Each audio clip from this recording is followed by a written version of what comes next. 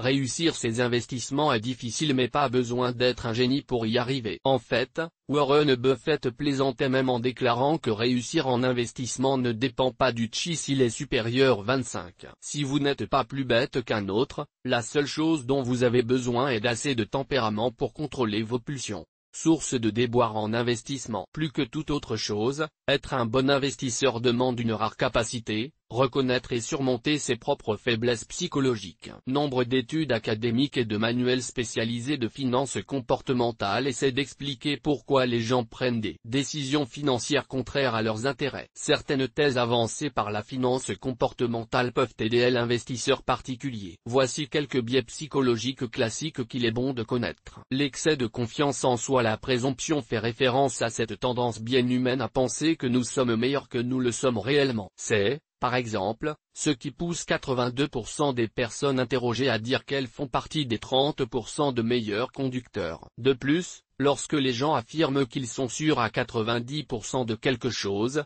les études montrent qu'ils n'ont véritablement raison que dans 70% des cas. Cependant, un tel optimisme n'est pas mauvais en soi. Nous aurions beaucoup plus de mal à affronter les multiples contrariétés de la vie si nous étions d'indécrottables pessimistes. Mais avoir trop confiance en soi peut nous jouer des tours. Les études montrent que les investisseurs trop présomptueux font de très nombreuses transactions en bourse parce qu'ils s'estiment plus capables que leur contrepartie. Traders trop souvent coûtent très cher en frais de transaction. Nous ne répéterons jamais assez que les divers frais liés à vos opérations boursières entament sérieusement votre performance. Une autre chose qui provoque ces transactions à répétition, en plus de la confiance excessive, est l'illusion du contrôle. Participer plus activement à nos investissements peut nous donner la fausse impression de mieux contrôler nos performances. À suivre.